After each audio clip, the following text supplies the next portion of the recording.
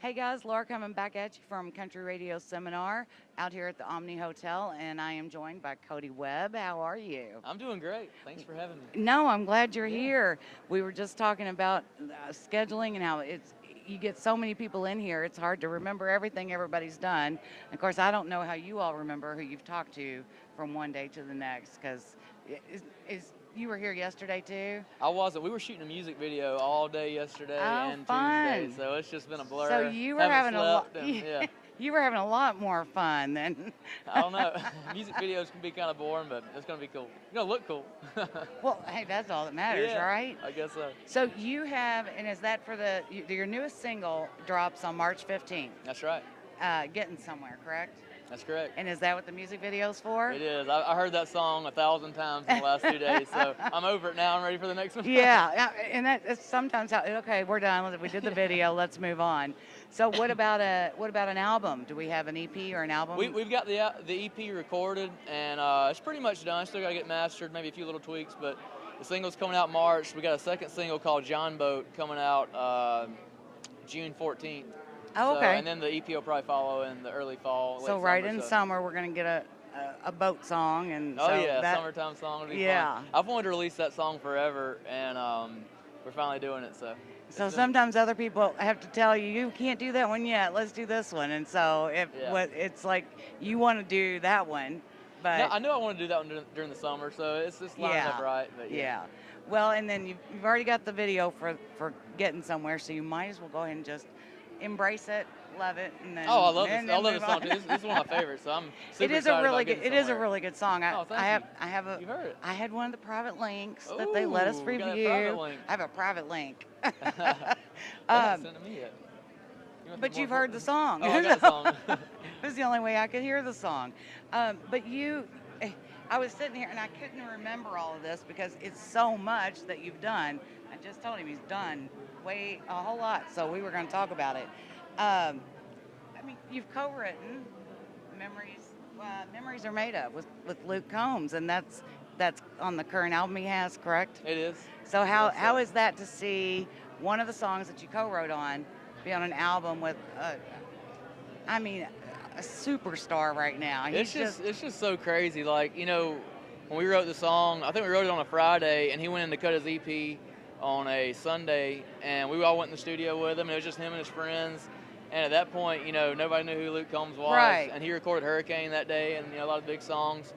And it came out on the EP, and I was excited to have the cut because he was a friend of mine. And, it was like, man, this is really cool that a friend of mine's cutting the song, but we just never would have thought it would sell, a million copies and do what he's done. So it's been a progress. It's not like, if I got a Garth Brooks or George Strait or Jason Aldean cut, I'd be like, yeah, I got a big cut. I'm going to make some money.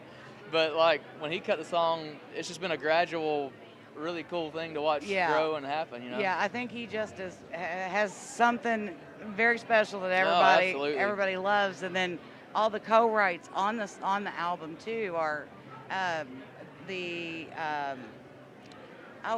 song Don't Get Me Started or Don't Tempt Me With a Good Time. Don't Tempt Me With a Good Time. Joe Costa from Terabella helped. Yeah. We were talking with them last night, so I know Joe was excited the same way to have a cut on an album that's doing so great. Yeah. But just in general with Luke, because to watch it blow up's been really cool. Yeah.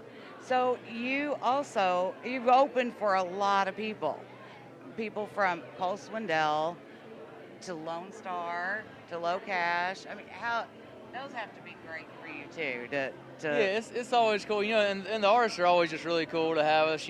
Most every big artist I've opened for has just been, so nice and accommodating, and so it's really cool when they treat you, like you should be there, So, and then you had, I had to make sure I read this right, so I'm going to read it off the phone, that the lyric video that you did for your debut single, She's Carolina, had over 1 million views on Facebook.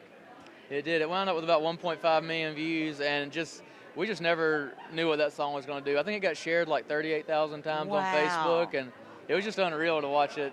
So sitting there watching it just continue to add up had to be crazy. It was really cool, and it was mostly pretty concentrated in South Carolina, some North Carolina. Because you're from South Carolina. I'm from South Carolina originally. So. Okay, so the Carolina Country Music Fest. Mm-hmm.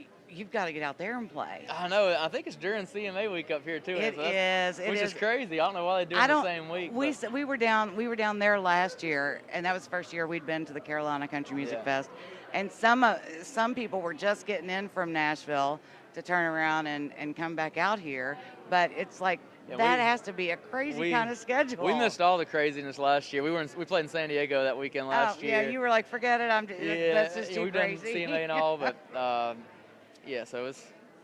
All right, so and you went to college.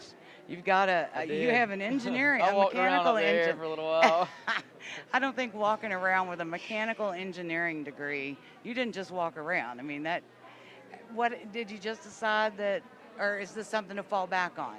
No, I don't believe in backup plans. But when I was there, like I knew I wanted to go to Clemson. My whole life I've been a Clemson fan. I just wanted to go to Clemson, and it was just kind of what you're supposed to do, and didn't know any better. But saw mechanical engineering, didn't know what I was signing up for, and had no idea. But music just kept me sane. I played shows every weekend, and I'd be in the library studying all week, and then just playing shows downtown or somewhere on the weekend. It wasn't like you did some Mickey Mouse type classes to get a degree like that. It was a lot harder than I thought it was going to be. So, congratulations on that. If all the radio stations weren't playing songs anymore, you'd have something to fall back on. Well, the problem is I got a head full of useless knowledge now. It's just like, it drives my wife crazy because I'll see like a thermodynamics problem or something. I'll start talking about it, and she's like, I can't listen to this. I don't know what you're talking about. So I got to do something with this information that's in my head. It's got to come out.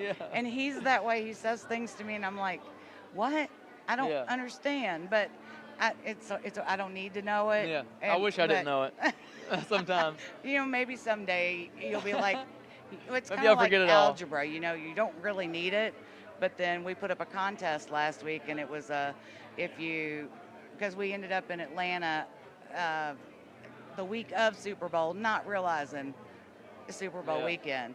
So it's like if you drive 16 miles at 65 miles in a speed limit of 65 miles an hour in Atlanta at 6 p.m., how long is it going to take? Oh, you're not going to drive 65 miles an hour in Atlanta at 6 p.m., I promise you.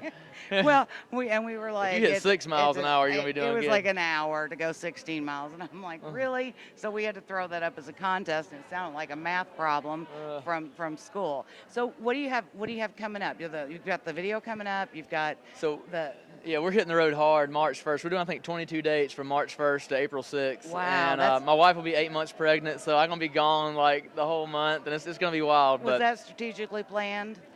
No, not at all. It was not strategically planned. No, but it's going to be great. Her parents will come up some. My parents will come up, friends. So. Is this the first baby? My first, yep. Do we know a boy or a girl yet? It's going to yet? be a little girl. Oh, congratulations. Yep. I'm excited. I'm sorry. Oh, I'm just kidding. I have a daughter and a son.